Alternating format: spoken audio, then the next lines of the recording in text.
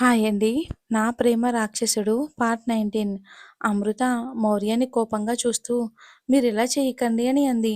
Hello baby, నిన్నేమన్నా చెయ్యొచ్చు. దానికి అంగీకారంగా నువ్వు ఒప్పందంలో సైన్ కూడా చేశావు. అమృత, ఇది చీటింగ్. అందుకే ఒకసారి చదివి సైన్ చేయమన్నా. అప్పుడు తమరు ఏదో భారీ డైలాగులు కొట్టారు. నాకు తెలియదు కదా మీరిలాంటివి కూడా అందులో పెట్టారని అని అంది. అందులో ఇలాంటివే కాదు బేబీ, ఇంకా చాలానే ఉన్నాయని కొంటెగా చూస్తూ నవ్వుతున్నాడు. ఇక తర్వాత ఒక్కొక్కటిగా చెప్తానులే అని అన్నాడు. పద స్కూల్‌కి వెళ్ళి నా కొడుకుని తీసుకొద్దామని అన్నాడు. తను బాబు స్కూల్ ఏదో మీకు తెలుసా అని అడిగింది. నా కొడుకు చదువుతున్న స్కూల్ ఏదో నాకు తెలీదా అని కార్‌ని ఒక ఇంటర్నేషనల్ స్కూల్‌కి తీసుకెళ్ళి ఆపాడు. అమృత, సార్, బాబు చదివే స్కూల్ ఇది కాదు అంది. అమృతని కారు దిగమని చెప్పి టైం చూశాడు. బేబీ, 10 నిమిషాలు వెయిట్ చేయి.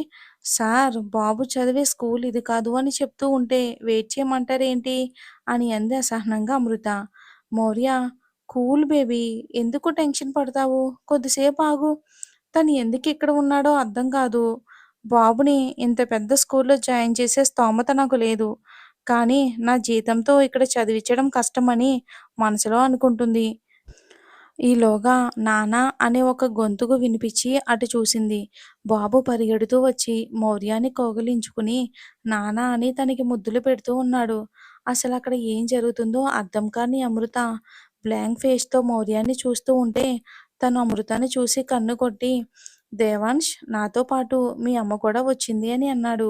అప్పటి వరకు హ్యాపీగా నవ్వుతూ ఉన్న బాబు అమ్ము వచ్చిందా అని చెప్పగానే భయంతో అమృతాన్ని చూస్తూ మౌర్యాన్ని గట్టిగా కౌగిలించుకుని తన చెవిలో, నాన్నా, అమ్మని ఎందుకు ఇక్కడికి తీసుకొని వచ్చావు అని అన్నాడు.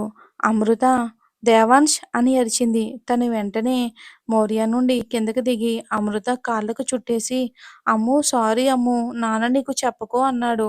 అమృత మౌర్యాన్ని కాల్చేసేలా చూస్తూ ఉంటే, దేవాన్ష్, నువ్వు వెళ్ళి కాసేపు ఆడుకో, నేను అమ్ముతో మాట్లాడాలి, నీ దగ్గరకు తర్వాత వస్తాను అని అన్నాడు. ఇక బాబు వెళ్ళగానే అమృతాన్ని కాల్లోకి తోసి తను కూడా కూర్చుని తన బుగ్గలు రెండు గట్టిగా ఒత్తి పట్టుకుని, ఏంటే అలా చూస్తున్నావు? నా కొడుకుని ఎలా అరిచినా, వాడి మీద కోప్పడినా నీకు నా చేతుల్లో ఉంటుంది, జాగ్రత్త. అమృత, సార్, బాబు ఈ స్కూల్‌కి ఎలా వచ్చాడు? వాడికి నువ్వే నాన్నవని ఎలా తెలిసింది? అంటే నువ్వే తనకి చెప్పావా అని ప్రశ్నలు వేస్తుంది. మౌర్య, కూల్ బేబీ, అవన్నీ నీకు తర్వాత చెప్తాను. ఇప్పుడు నువ్వు దేవాన్షిని ఏమీ అడగకు. తనతో మామూలుగానే మాట్లాడు. తనని తిట్టినా, కోప్పడినా పరిణామాలు చాలా దారుణంగా ఉంటాయి అని బెదిరించాడు అమృతని. అయినా బాబు నా కొడుకు. తిట్టినా, కొట్టినా, ప్రేమను పంచినా అది నేను మాత్రమే చెయ్యాలి. మౌర్య, నేను నీతో కాపురం చేయకుంటేనే పుట్టాడా వాడు నీకు అని అన్నాడు. అమృత ఏం మాట్లాడలేదు. ఇలానే ఉండు నోరు మూసుకుని అని అన్నాడు. పద, ముందు బాబుని తీసుకుని నువ్వున్న ఇల్లు ఖాళీ చేసి వెళ్ళాలి. అసలే రాత్రికి చాలా పనుంది అని అన్నాడు అమృతాన్ని చూస్తూ. తన ఉద్దేశం తెలిసిన అమృత, మీరు అలాంటి ఆశలేమీ పెట్టుకోవద్దు. నేను బాబు ఒక రూమ్‌లో పడుకుంటాం. మీరు వేరే రూమ్‌లో పడుకోండి అని అంది.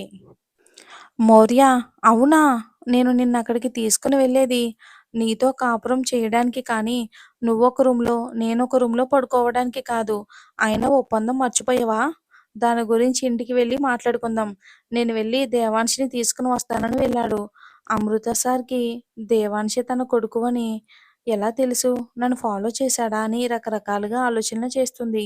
ఇంతలో మౌర్య దేవాన్ష్‌ని తీసుకొని వచ్చి తన పక్కన కూర్చోబెట్టుకొని కార్ డ్రైవ్ చేస్తూ, దేవాన్ష్, ఈ రోజు నుండి నువ్వు, నేను, అమ్మ ముగ్గురు కూడా కలిసే ఉందామని అన్నాడు. హ్యాపీగా, అమ్మో, నిజమా? మనం నిజంగా నాన్నతో ఉంటామా అని అన్నాడు. అమృత చిన్నగా నవ్వుతూ అవును అని అంది. తను మౌర్యాన్ని కౌగిలించుకుని తన బుగ్గ మీద ముద్దు పెడుతూ, నాన్న, నువ్వు చెప్పినట్టుగానే నన్ను ఇంటికి తీసుకుని వస్తున్నావు. థ్యాంక్ యూ డాడీ అని అన్నాడు. అమ్మో, నాన్న ఏం చెప్పాడు కన్నా అని అంది. తను ఒక నెలలో నిన్ను నన్ను దగ్గర పెట్టుకుంటాను అని అన్నాడు అమ్మో.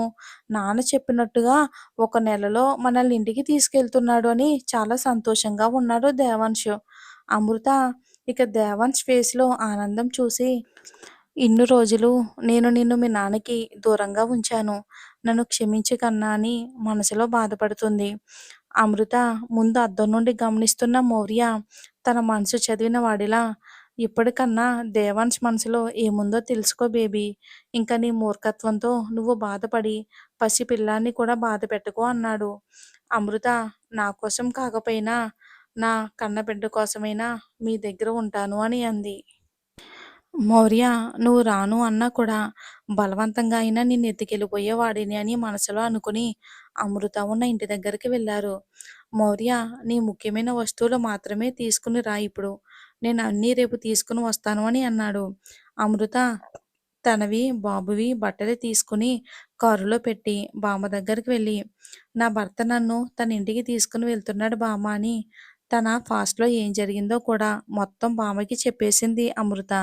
ఇక అమృత కథ అంతా విన్న బామ్మ, "పిచ్చి తల్లి, ఇన్ని రోజులు నువ్వు నీ భర్తకి దూరంగా ఉన్నావు. నువ్వు ఎంత క్షోభపడ్డావో నాకు తెలుసు. ఇప్పటికైనా నీ బాధని అర్థం చేసుకున్నాడేమో ఆ భగవంతుడు. నీ భర్త దగ్గరికి వెళ్తున్నావు తల్లి. మీ ఇద్దరూ కలకాలం సంతోషంగా ఉండాలి" అని అమృతని దీవించింది. "అవును, ఆ బుడంకాయ్ ఎక్కడ? నాన్న రాగానే ఈ బామ్మని మర్చిపోయాడా" అని అంది. దేవాంశు బామ్మ అని తన దగ్గరకు వచ్చి తనని కౌగిలించుకుని, "బామ్మా, నేను నిన్నెలా మర్చిపోతాను?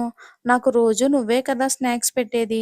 నిన్ను చూడ్డానికి వస్తుంటాను. నేను వచ్చినప్పుడు నాకిష్టమైనవన్నీ చేసి పెట్టాలి.